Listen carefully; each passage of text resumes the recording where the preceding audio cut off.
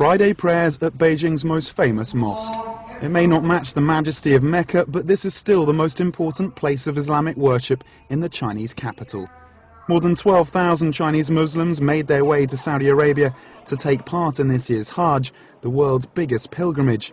Many of the Beijing Muslims who couldn't make it to Mecca came here, or to the more than 50 other mosques scattered across the city. I'm inside Niujie Mosque. It's the oldest mosque in Beijing, and it's a focal point for the capital's Muslim community.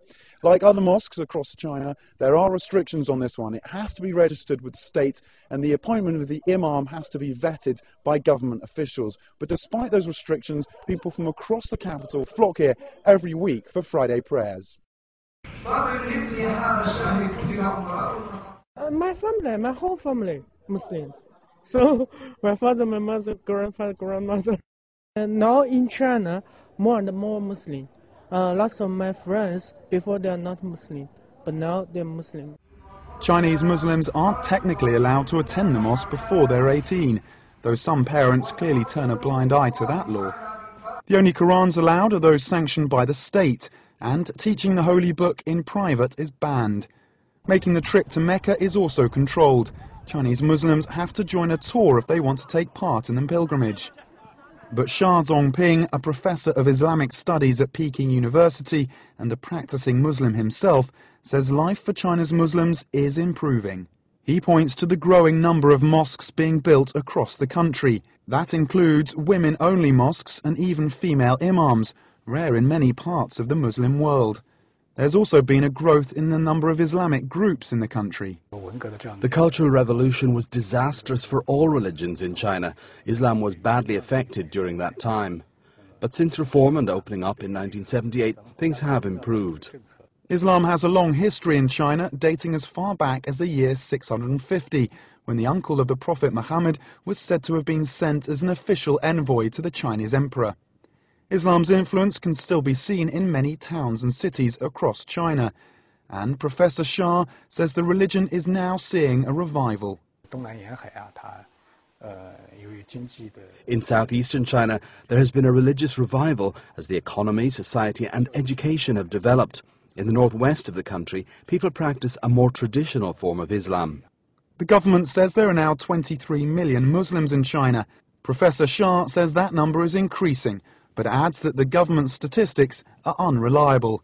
In China, it's your ethnic group that defines whether or not you're a Muslim, so all members of the Hui minority are considered Muslim, even though some Hui are not Muslims and some Han are Muslims.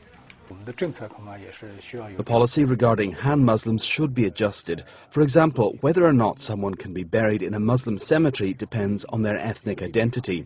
Under the current laws, it's unclear if a Han Muslim can be buried in a Muslim cemetery. Many places in the south of China, including Shanghai, have come across this problem. China's policy of restricting access to places of worship to those under the age of 18 has come under fire in the West. But Professor Xia says it's a law he supports. Children and teenagers haven't formed their view of the world and of life. If we force them to believe in a religion at a young age, they don't get the freedom to choose. I think it makes sense to allow them to grow up first and then give them the freedom to choose whichever religion they like. Of course, not everyone agrees with that. Ya Mohammed, an ethnic Uyghur and IT student at the Communication University of China, feels there's a lack of freedom. Things aren't so open here. The fact that we're only allowed to pray in the mosque from the age of 18 is an example of that. Rayela, also an ethnic Uyghur and an 18-year-old journalism student who goes by one name, says the biggest problem she's faced is ignorance. I've no time, no space to pray. If I do it in the dormitory, my roommates might think I'm strange. My classmates ask me questions like, why do you believe in religion? Rayela's experience is of course her own, but her struggle to keep true to her religion in a country gripped by change echoes that of many of China's young Muslim population. My grandparents are very devout Muslims, and they hope I can be the same, but I can't follow their wishes. I love them and I would like to obey them, but I am a student and I'm under a lot of pressure to study. I have to study science and sometimes science collides with religion. This is the era I'm living in and I have to fit in with society. Tom Mackenzie, BON.